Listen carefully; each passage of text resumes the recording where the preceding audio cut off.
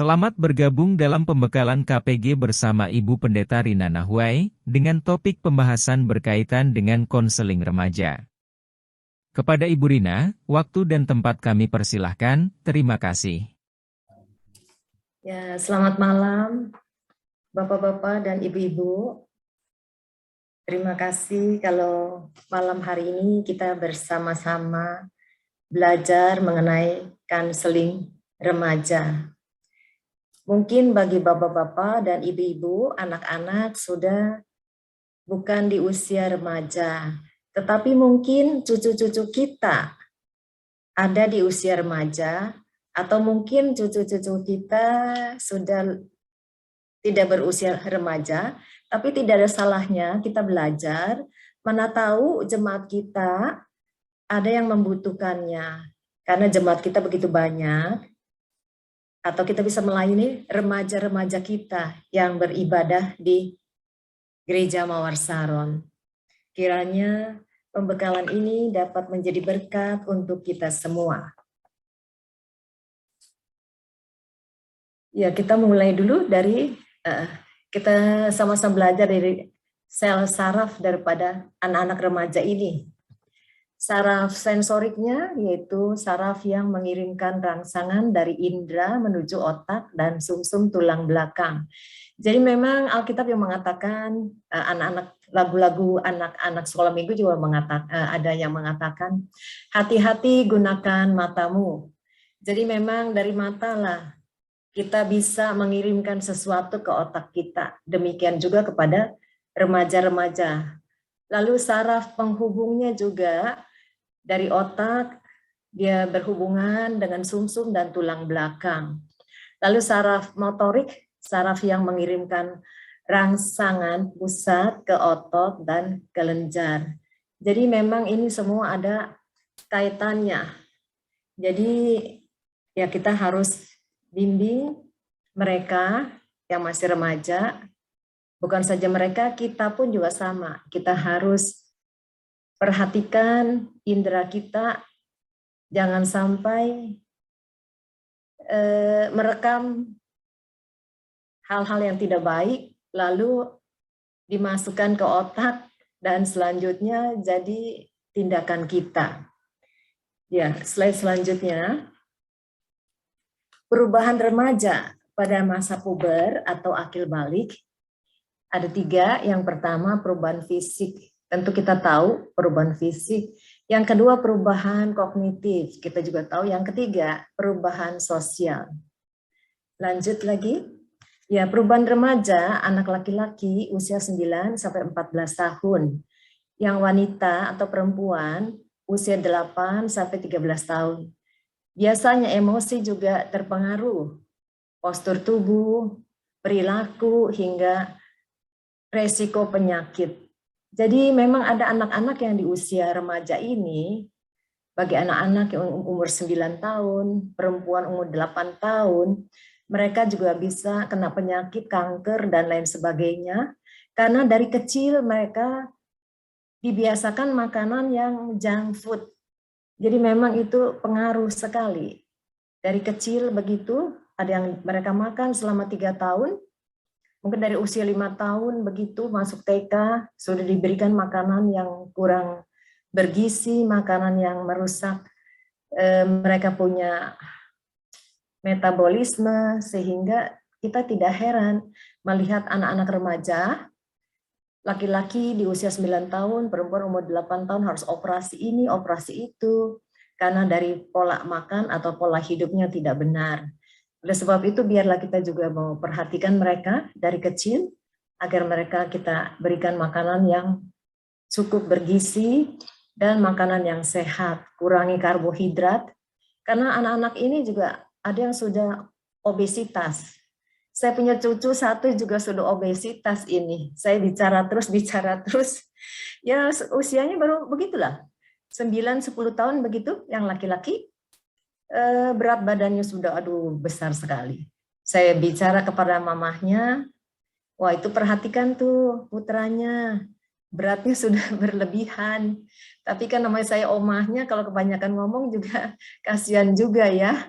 Ya puji Tuhan, 3 bulan belakangan ini sudah mulai turun berat badannya 4 kilo, begitu pelan-pelan. Papahnya juga saya bilang, aduh jangan gemuk-gemuk tuh, nggak boleh gemuk-gemuk, nanti repot ya.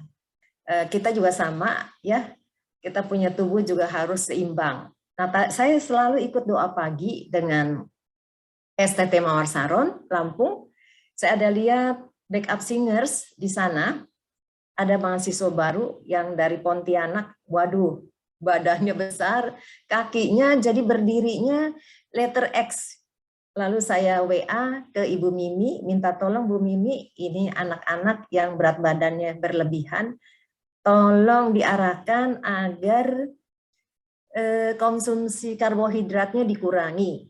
Karena kasihan, nanti mereka kita bimbing selama 4 tahun, mereka dengan ya dapat subsidi dari gereja, kita semua memberi ekstra persembahan. Jangan sampai begitu lulus, tahun kelima mereka baru keluar melayani pekerjaan Tuhan, lalu mereka punya penyakit macam-macam. Jadi sayang sekali ya. Jadi saya anjurkan supaya Ibu Mimi bisa bimbing mahasiswa-mahasiswa yang di Lampung harus ideal berat badannya. Kadang-kala putra saya juga bicara kepada saya, Mami jangan terlalu urusin orang lah, nanti orang tidak bisa terima. Dalam hati saya kasihan. Ya, saya sangat kasihan dengan orang-orang yang berat badannya berkelebihan. Nanti lututnya sakit. Kemarin saya juga ada berjumpa dengan ibu-ibu dari PGPI, ada 2 ibu yang sudah mengeluh lututnya sakit. Jadi harus ke Pineng, berobat, suntik oli, dan itu ada waktunya suntik oli. Saya katakan satu-satu jalan adalah harus kurangi berat badan. Kalau tidak mengurangi berat badan, nggak bisa. Nanti kaki bengkok, ada yang letter O, ada yang letter X. Dan nanti tinggi badan akan berkurang 5 cm sampai 8 cm karena kakinya sudah miring. Jadi minta maaf, jadi saya ada sedikit tekanan di dalam penyakit. Ya, puji Tuhan saya senang belajar, saya sudah belajar lebih dari 100 dokter mengenai kesehatan. Kenapa begitu banyak sampai 100? Saya ikut seminar terus karena saya ingin semua keluarga saya sehat dan jemaat Mawar Saron pun sehat, serta mahasiswa STT Mawar Saron pun juga sehat. Itu tujuan saya. Jadi saya belajar ikut seminar-seminar yang gratis, yang bayar, dalam negeri, luar negeri, dalam kota, luar kota. Saya hitung-hitung sudah 100 dokter lebih. Lalu yang bagian ahli gizi lebih dari 10 dokter, 10 dokter ahli gizi, 10 ahli gizi. Jadi saya ingin membagi, selalu saya ingin membagi supaya semua bisa menjalankan hidup dengan maksimal, melayani Tuhan juga dengan maksimal. Lalu yang berikut adalah aroma tubuh mulai berubah. Ya kita tahu ini anak-anak kalau sudah mulai remaja tentu aroma tubuhnya sudah berubah. Tidak seperti baby lagi, kalau baby wanginya lain ya. Nah, lalu anak-anak laki-laki suaranya lebih berat, mungkin ada jerawat, lalu pertumbuhan tinggi, pertumbuhan tubuh sudah mulai tinggi. Selanjutnya, emosi. Emosi juga mereka pasti ada perubahan. Mungkin mereka depresi karena melihat sekelilingnya berubah, tubuhnya pun berubah, teman-temannya juga berubah. Jadi mungkin mereka cemas, jadi kita harus mendampingi mereka. Jadi cemas karena bingung atau perubahan pada dirinya. Sehingga menurunnya percaya diri. Jadi kita harus dampingi mereka agar mereka dapat percaya diri. Karena kalau mereka tidak mempunyai percaya diri, ini kasihan. Mereka bisa diombang-ambingkan sehingga mereka bisa terjerumus ke hal-hal yang tidak baik. Slide selanjutnya. Postur tubuh mempengaruhi tinggi badan. Ini kita semua tahu. Tetapi kita lihat ada anak-anak kenapa ya kok tidak sama tingginya begitu. Kalau bilang turunan, bisa juga turunan, tapi kita bisa perbaiki. Sehingga mereka tuh tidak, kalau orang tuanya tidak begitu tinggi, papa mama tidak begitu tinggi, anak bisa tinggi. tidak sulit sih caranya. Kita suruh mereka lompat, itu paling murah. Kalau berenang kan kita mesti keluarkan dana untuk berenang. Tapi kalau kita lompat terus tiap hari, itu pasti ada pengaruhnya juga. Selain kita makan yang cukup gizi. Mungkin ada yang jemaat yang hidupnya di bawah rata-rata, mungkin mereka susah untuk memenuhi gizi yang seimbang. Tetapi kalau untuk loncat, saya pikir semua bisa. Karena saya ada lihat keponakan saya, ada satu yang sering loncat, terus loncat. Saya lihat memang pertumbuhannya, keponakan saya itu satu tinggi seperti saya. Kalau mau mengatakan makanan cukup gizi, mereka kelihatannya jauh daripada itu. Tapi pengaruh daripada loncat sehingga badannya tingginya sama seperti saya. Lalu berikutnya saat perilaku, ya. Kadangkala perilaku mereka bisa menyalahgunakan kesempatan yang Tuhan berikan kepada mereka. Mereka bisa kena narkoba karena ya mereka minder, mereka depresi. Jadi kita harus bimbing mereka. Kadangkala kita juga harus tolong mereka di masa pertumbuhan. Kita jangan biarkan mereka diam-diam begitu saja, ngumpet begitu. Jadi kita harus suruh mereka bergerak. Dengan mereka bergerak sehingga tinggi tubuh mereka bisa di atas rata-rata begitu. Jadi tidak ada lagi yang pendek-pendek begitu. Dulu anak saya yang perempuan saya suruh loncat, dia tidak suka. Ya, kalau yang lelaki kan suka main basket. Kalau yang perempuan suka mengurung diri di rumah, di kamar. Ya, saya nggak bisa paksa juga waktu itu ya, karena saya juga sibuk. Di gereja juga tidak ada sopir, saya mesti antar Pak Yakub kemana-mana. Jadi itu satu pengaruh juga. Nah, sudah umur 20-an, nah putri saya baru merasakan, aduh saya kurang tinggi ya, tidak seperti Koko, tidak seperti Mami, begitu. Ya, memang sudah waktunya udah lewat ya.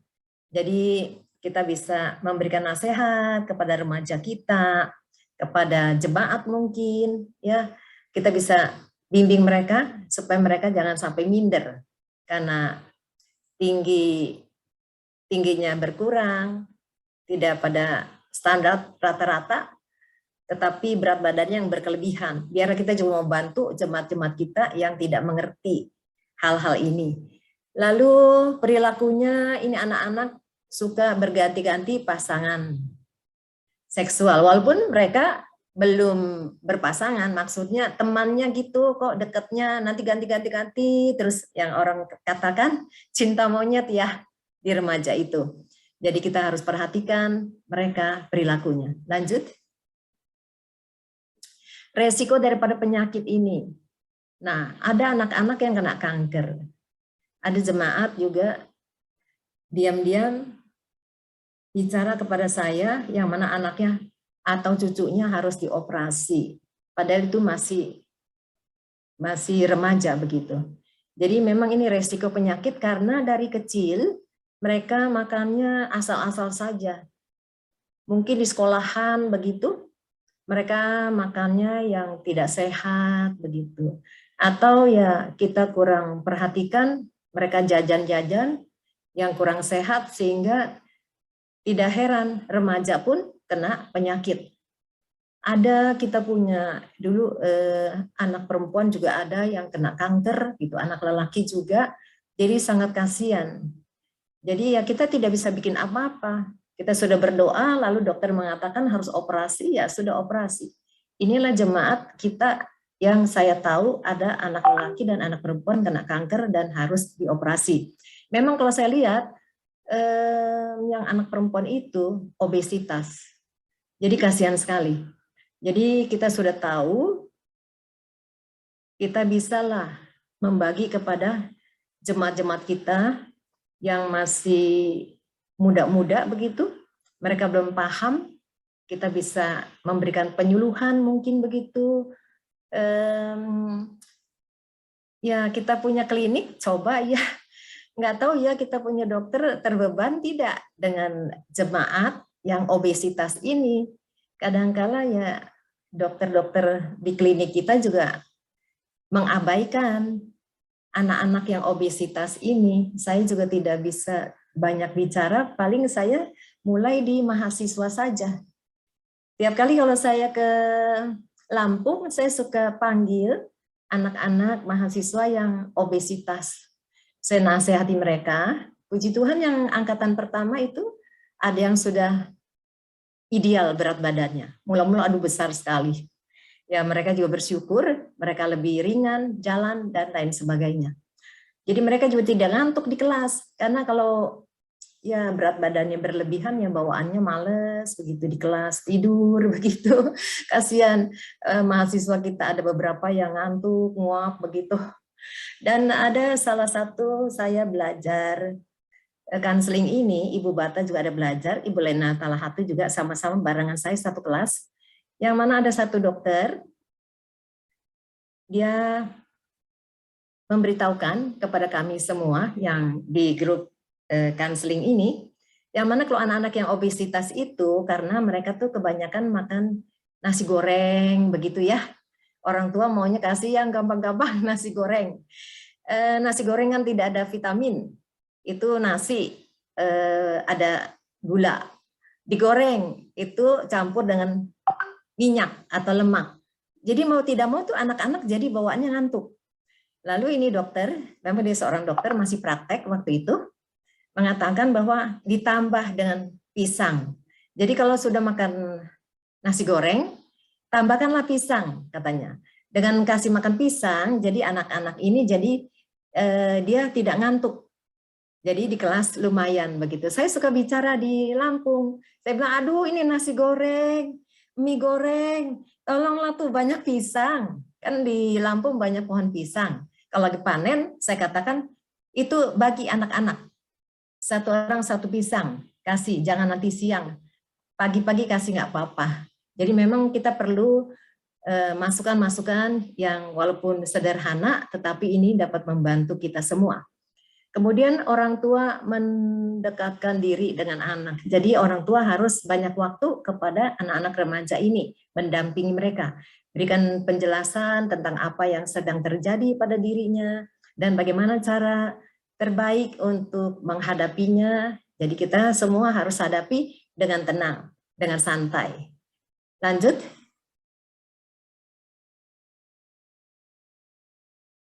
Slide berikutnya. Ya, bentuk-bentuk perubahan ya. Minatnya pasti berubah anak-anak. Lalu jam tidurnya juga berubah, pandangannya juga berubah. Obsesinya, berpakaiannya juga ya kita bisa lihat anak-anak ada yang mau pakai yang robek-robek begitu. Kalau dulu zaman kita masih ya remaja seperti tidak ada yang robek-robek begitu. Dan you can see, I can see. Everybody can see, dulu kayaknya tidak ada, sekarang ya sudah zamannya begitu. Kadang-kadang memang orang tua yang memberikan pakaian seperti itu. Ya saya sih dari kecil tidak pernah memberikan pakaian yang terlalu pendek begitu, atau celana pendek keluar rumah atau di dalam rumah kepada putri saya tidak pernah kasih. Jadi mereka tidak terbiasa pakai begitu. Kadang-kadang memang kita orang tua pikir lucu ya, kasihlah. Jadi mereka terbiasa. Ada yang dari umur 5 tahun, 4 tahun, lucu, begitu ya. Kasih pakaian yang pendek-pendek, lucu. Nanti sampai besar, remaja juga dikasih, begitu. Ini kadang-kala kita orang tua yang membuat mereka terbiasa dengan berpakaian seperti itu. Lalu cara memandang realita. Lalu kegiatan mereka juga mungkin ya kita harus awasi.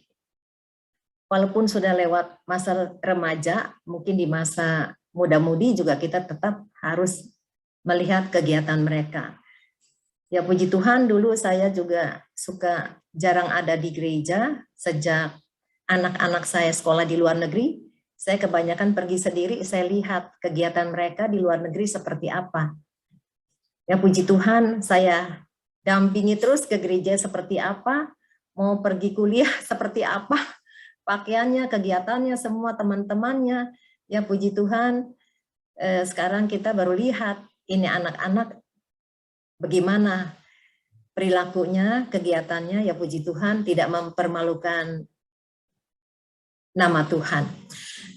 Lalu prioritasnya ya kita harus lihat prioritas anak-anak ini, apa yang menjadi prioritas mereka. Kita harus bimbing mereka. Jangan sampai masa remaja yang begitu waktunya begitu singkat, karena salah memilih prioritas sehingga rusak masa depannya. Jadi tidak heran ada orang yang sudah berusia 60 tahun, belum menikah, dan belum mendapatkan pekerjaan. Jadi tidak heran. Saya punya saudara sepupu juga sudah ada yang umur 60, belum berumah tangga, juga pekerjaannya juga masih ya Senin Kemis begitu. Karena ya waktu remajanya, muda-mudinya, orang tuanya sibuk, tidak memperhatikannya. Jadi sayang sekali waktu berjalan begitu cepat. Ya buat kita tidak usah menyesal. Mungkin anak kita atau cucu kita sudah agak terlambat, prioritasnya tidak kena sasaran. Kita masih bisa berdoa, minta pertolongan Tuhan, dan minta mereka berubah. Perubahan pasti bisa.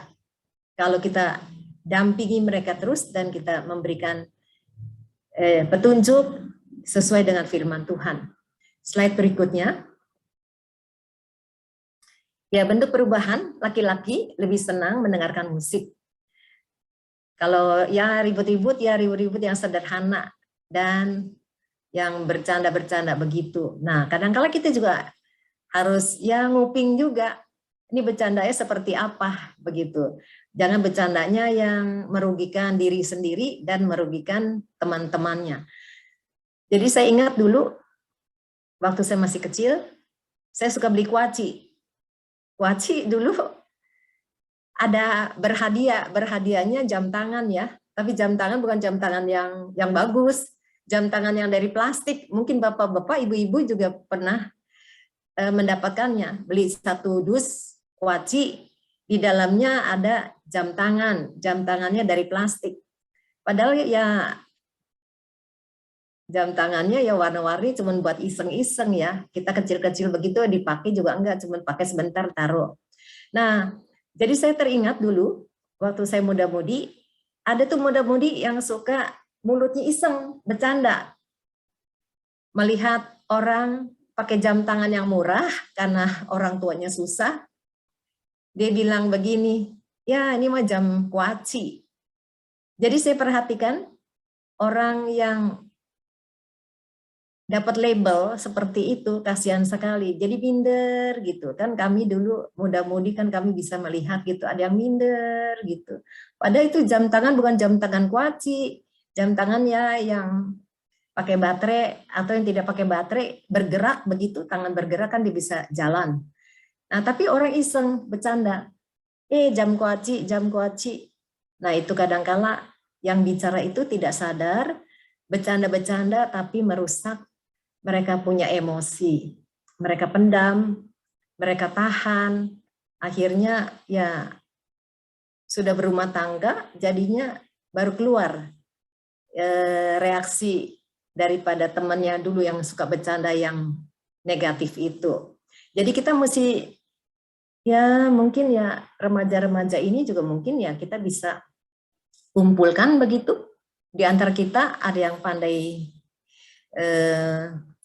menyampaikan bikin KKR atau menyampaikan seminar begitu kepada remaja-remaja kita supaya mereka kalau bercanda tuh bercandanya yang sehat begitu, jangan bercanda yang tidak sehat yang merugikan emosi sesama temannya. Lalu yang perempuan senangnya musik dan senangnya gosip gitu. Ya, apa ya begitu memang ya. Ini pada umumnya laki-laki dan perempuan bedain di sini. Slide selanjutnya, ya anak perempuan stres bila semua orang tidak bersedia menemani. Jadi memang ini anak-anak perempuan ya tidak heran ya, ke toilet pun minta ditemenin gitu. Yuk gue mau ke toilet, temenin dong gitu. Jadi kalau tidak ada teman, ya dia rasanya stres. Lalu cara bicaranya juga, ya kalau yang ekstrovert, yang suka bicara, ya mulutnya manis ya. Apa kabar? Begitu. Kalau seperti saya mah diem aja gitu, nggak bisa bicara apa-apa, paling nyengir sampai kemarin juga ada yang ulang tahun, salah satu ibu dari PGPI, dua ibu ulang tahun, saya diundang, ya saya sih cuma senyum-senyum saja, mereka pada bercanda-bercanda, saya senyum-senyum begitu. Memang ya lain orang lain ya tidak sama, tetapi ada memang yang mulutnya manis begitu, bisa menyapa begitu. Memang kita masing-masing Tuhan ciptakan tidak sama, ada yang pendiam, ada yang banyak bicara. Kalau saya pendiam ya mungkin ya dari orang tua saya ya, karena dulu papa mama saya tidak bisa bahasa Indonesia dengan baik. Jadi kadangkala bisa salah bicara, ya terjadi hal-hal yang tidak diinginkan begitu. Ya, jadi ya kami semua dibimbing, semua saudara-saudara saya, kakak-kakak, adik-adik saya, semua agak pendiam gitu. Karena takut ya salah bicara, akhirnya mendatangkan hal-hal yang tidak diinginkan. Karena ini kan lagi heboh tuh ya, yang polisi tembak polisi. Dulu ada satu peluru nyasar, jatuh di kamar orang tua saya. Puji Tuhan, papa saya tidak kena. Itu peluru hanya meleset di samping paha begitu. Malam-malam memang ada bunyi orang naik-naik di atas begitu, atas atap begitu. Tidak lama, loh kok peluru nyasar begitu. Ya kita tidak tahu ya. Waktu pagi-paginya itu mama saya bangunkan kami semua, bangun, papamu kena tembakan tuh katanya, ini ada peluru, tapi pelurunya puji Tuhan tidak kena, meleset begitu, aduh Tuhan tuh luar biasa, jatuhnya di samping begitu, kemudian ke dokter periksa, ya nggak apa-apa, kasih krem sedikit, pelurunya ya sudah, dokter waktu itu ambil ya sudah, kita nggak mau lah itu. Jadi ingat saya kejadian itu. Jadi ya, jadi memang seperti kami ini ya, kebanyakan tuh tidak mau banyak bicara begitu, takut ya, karena nanti salah bicara begitu, akibatnya kurang baik. Ya, slide selanjutnya. Ya, untuk anak laki-laki, harga diri terluka karena ingin dihormati lebih daripada perempuan. Ini dari anak-anak remaja memang sudah begitu. Memang laki-laki begitu, ingin dihormati lebih daripada perempuan. Tidak tergantung gaji, ini kalau yang sudah ini ya, yang sudah muda-mudi, sudah pemuda, sudah mendapatkan gaji, apalagi bapak-bapak yang sudah dapat pekerjaan, dari penghasilan, memang itu kadangkala kalau gajinya lebih kecil daripada istri, kadangkala rasanya minder. Ya, kita perempuan-perempuan yang harus memberikan dorongan kepada suami. Yang berikut adalah bila stres, laki-laki ini dia bisa maju begitu, jadi pemberani, ada lagi mungkin dia lari dari kenyataan atau dia melawan. Ini ya memang laki-laki seperti itu. Mungkin ya seperti ini sedikit-sedikit mungkin kita bisa masukin di pranikah begitu, supaya masing-masing calon pengantin yang laki-laki tahu perempuan seperti apa, lalu yang perempuan bisa tahu calon suami nanti seperti apa, dan anak-anak mereka nanti seperti apa begitu. Mungkin nanti di dalam kelompok kita ini, kelompok pejabat, mungkin bisa uraikan lagi, ambil materi yang baik, gitu, yang berguna, kita bisa masukkan untuk pranikah daripada jemaat kita. Slide selanjutnya. Ya, ini seksualitas remaja. Orang tua adalah orang yang seharusnya paling berperan akan pendidikan seks bagi anak-anaknya. Ya, ini sudah tidak asing ya. Kalau dulu kan rasanya tabu. Waktu kita masih kecil, ya anak-anak tidak berani bertanya, dan orang tua juga suka, "Hus, apa sih kamu?" begitu ya. Nah, belakangan ini di zaman anak-anak kita, ya di sekolahan juga sudah diterangkan, dan orang tua juga bisa menerangkan karena anaknya juga berani bertanya. Di dalam Alkitab, dalam Kejadian 2 ayat 18 dikatakan tidak baik kalau manusia itu seorang diri saja. Aku akan menjadikan seorang penolong baginya yang sepadan. Jadi kita sudah mengerti hal seperti ini, jadi kita harus dampingi mereka. Kalau kita dapat mengerti bahasa Mandarin, bahasa Mandarin itu sangat baik sekali. Satu kata saja, baik itu kalau Mandarin how. How itu dari dua kata sebenarnya. Sebelah kiri kata bantunya adalah perempuan, ni. Yang belakang zi atau laki-laki. Jadi digabung perempuan dengan laki-laki adalah baik. Jadi kalau orang Tionghoa yang mengerti bahasa Mandarin, apakah di Singapura, Malaysia, dan China, kalau menikah sesama jenis itu kayaknya, waduh, masa nggak ngerti sih bahasa baik, kata huruf baik terdiri dari kata bantunya perempuan, belakangnya laki-laki. Ni sama zi, jadi how. Sampai hari ini sih saya tidak dengar ya kalau di China ada menikah sesama jenis.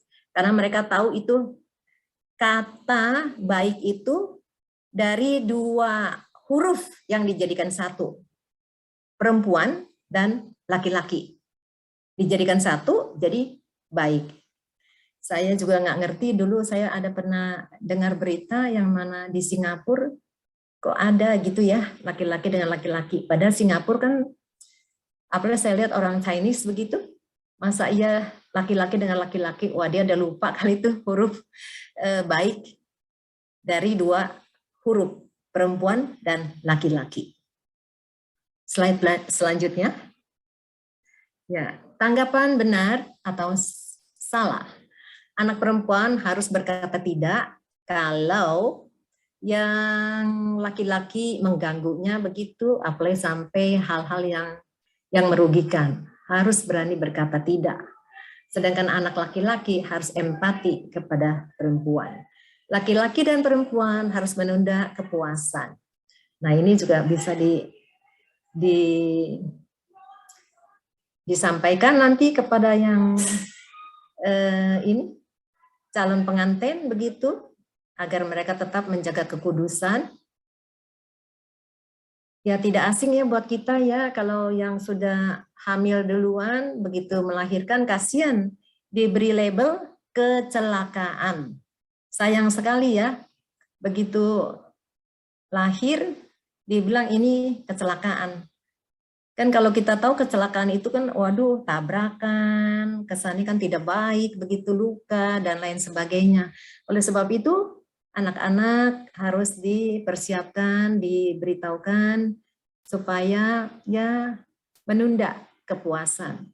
Dan tidak salah untuk yang calon pengantin, supaya mungkin ini juga bisa dimasukkan, supaya mereka bisa menjaga masing-masing kekudusan sampai setelah diberkati barulah mereka menerima kepuasan tersebut. Slide selanjutnya. Akibat pornografi. Kita tahu yang mana kalau anak-anak melihat pornografi tentunya otaknya akan rusak. Kita bisa lihat kita bisa googling. Karena sekarang sudah tidak sulit lagi, kita bisa mendapatkan banyak sekali informasi. Yang mana kalau anak-anak, bukan saja anak-anak, kita juga, kalau kita melihat pornografi, tentunya otak kita akan menjadi rusak. 1 Korintus 6 ayat 8, setiap dosa lain yang dilakukan manusia terjadi di luar dirinya, tetapi orang yang melakukan percabulan berdosa terhadap dirinya sendiri. Biarlah ini ayat bukan hanya untuk remaja kita, tetapi untuk kita juga. Karena kita juga harus menjaga kekudusan kita, agar kita berkenan kepada Tuhan. Slide berikutnya. Bahaya daripada pornografi, Matius 5 ayat 27 dan 28. Kamu telah mendengar firman Tuhan, jangan berzina. Tetapi aku berkata kepadamu, setiap orang yang memandang perempuan serta menginginkannya sudah berzina dengan dia di dalam hatinya. Mungkin ini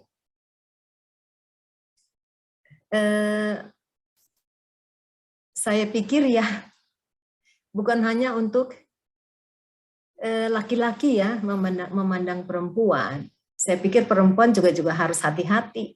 Jangan melihat suami orang ganteng lalu sudah ya mengganggu suami orang lah begitu ya.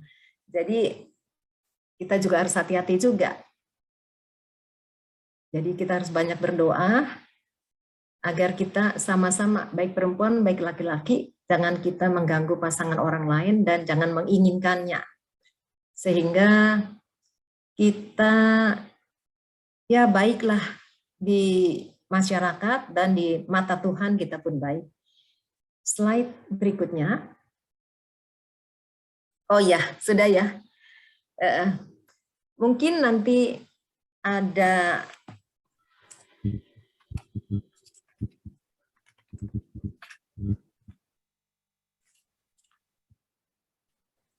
oh tidak ada ya yang mengenai ini. Bagaimana pertumbuhan spiritual remaja berlangsung? Kita harus lihat keadaan sekarang. Mungkin nanti kita semua bisa membuat satu kegiatan begitu. Kita sama-sama membahasnya. Tentunya mungkin tidak bisa di dalam Zoom ini. Mungkin di luar ini kita akan membuat satu pertanyaan dan satu makalah begitu, agar tidak sia-sia pertemuan kita pada malam hari ini. Puji Tuhan, Tuhan berkati.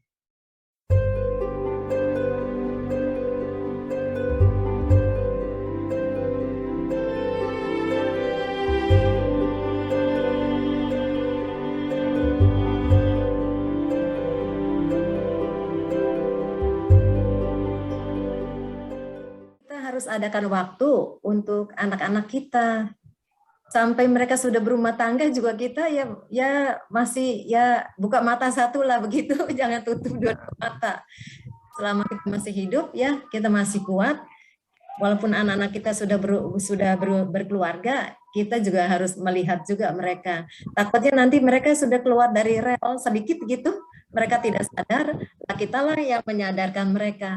Mungkin Pak, inilah kita mesti adakan waktu untuk anak-anak. Kadang-kala memang waktu liburnya itu kan tidak sama, ya. Hari Sabtu kan anak-anak tidak sekolah, sedangkan kita, apalagi hamba Tuhan, hari Sabtu malah makan diri dan lain sebagainya.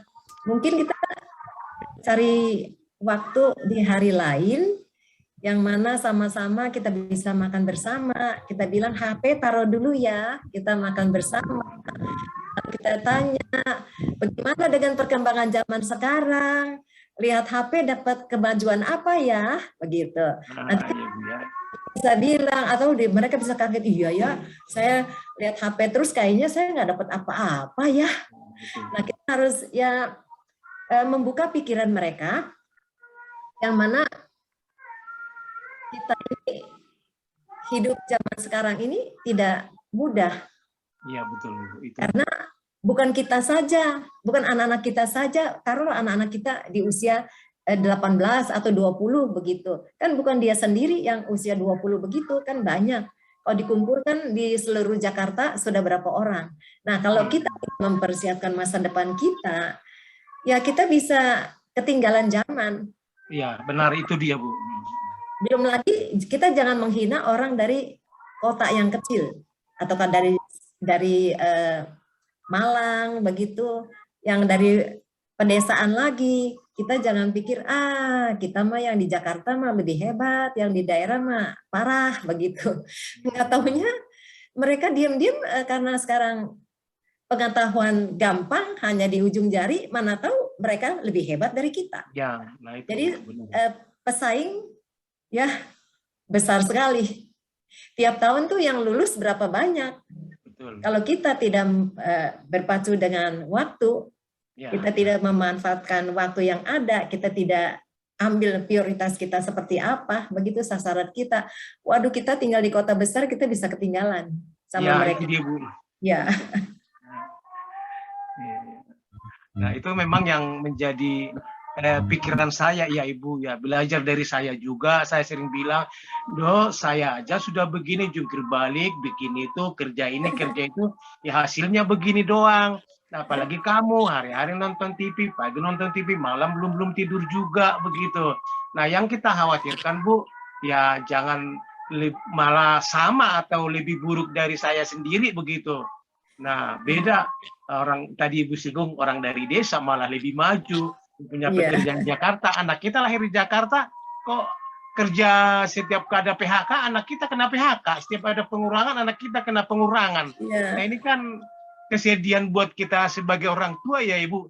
Apalagi kita hamba Tuhan. Saya sering bilang, aduh kita hamba Tuhan loh, jangan begini, caranya harus beda, tapinya beda. Firman Tuhan juga katakan, kamu beda, berubah dong. Berubah kan gak sulit asal kita mau. Ya begitu Ibu Gembala, terima kasih. Ya, karena kita kan santai habis.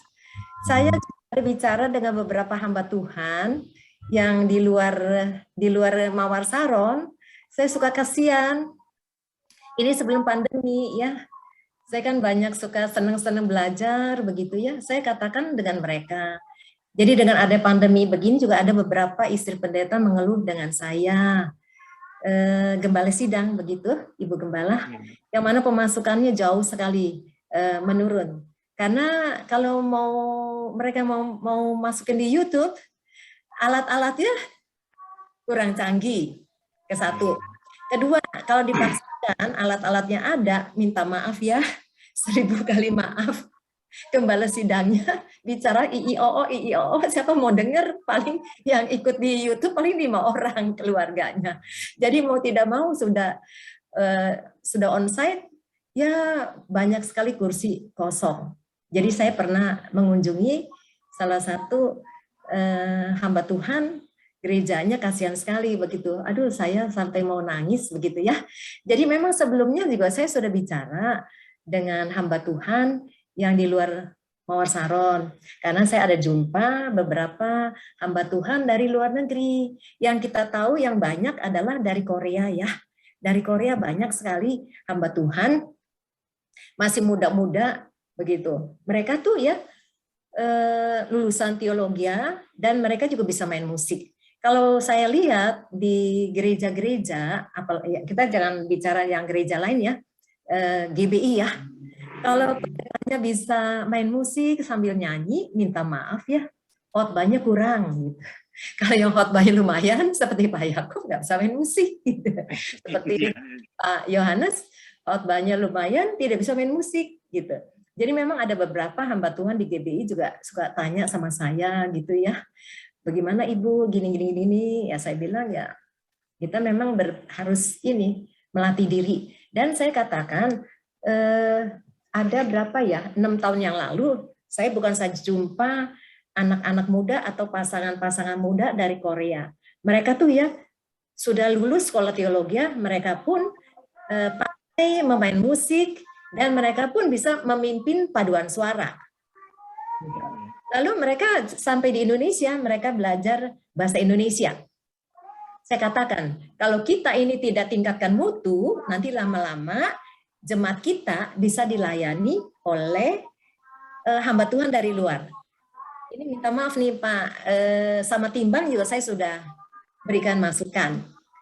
Jadi kita jangan bangga kalau kita dibantu sama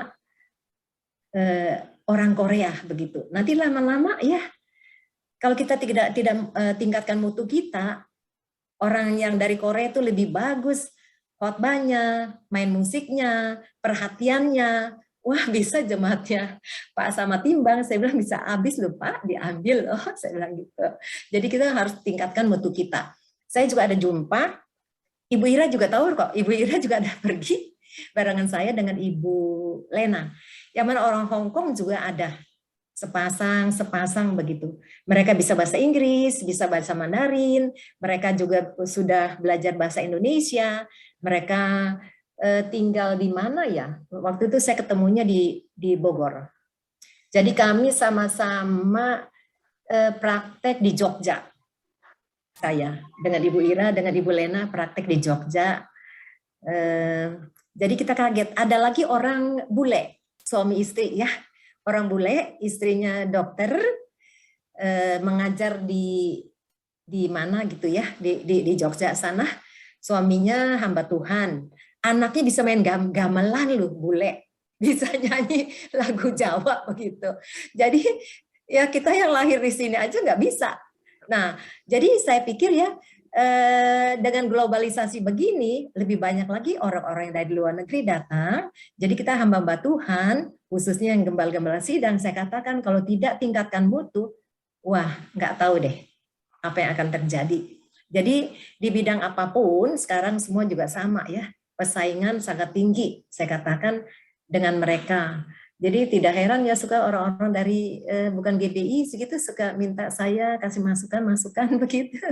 Ya puji Tuhan karena saya senang gitu ya, saya lihat kelebihannya apa gitu di luaran, lalu saya bawa pulang. Saya juga ada bicara waktu itu, Pak Yeke masih sehat, saya ada bicara, Pak, kalau kita nggak tingkatkan mutu nih Pak ya, kita hamba Tuhan bisa repot loh, bukan hanya pengusaha saja, pengusaha dari luar buka usaha gitu di Indonesia, tetapi hamba Tuhan juga banyak yang datang ke Indonesia. Mereka sudah bisa bahasa Indonesia. Orang bule, dia bisa loh. Anaknya main gamelan begitu.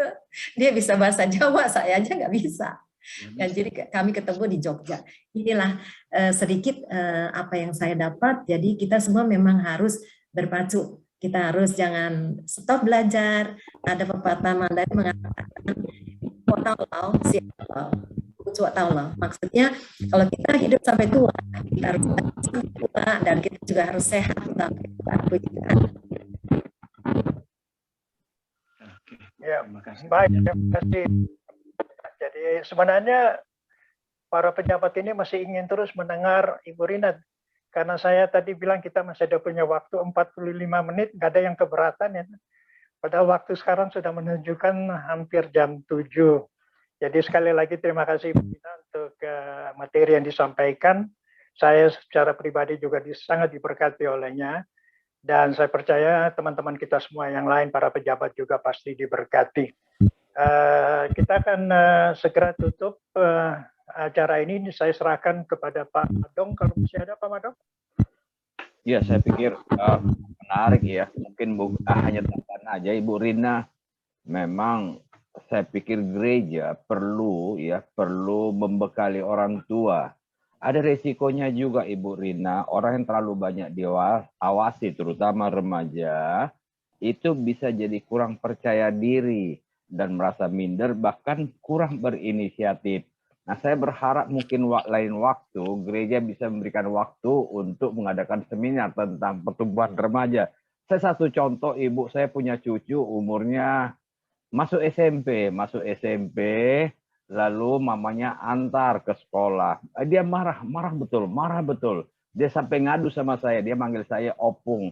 Opung, tolong dong larang mama jangan antar saya ke sekolah katanya. Nah itu saya pikir itu perlu kita pikirkan para orang tua untuk supaya dibekali bagaimana sih mengawasi anak-anak pra-remaja ya Bu ya. Tapi saya makasih banget, tapi saya kira materinya masih kurang Pak. Saya mungkin kita perlu memberikan pembekalan di pertemuan langsung ya. Nanti mungkin modelnya bagaimana. Saya pikir itu aja Pak Sam. Terima kasih banyak Ibu Rina.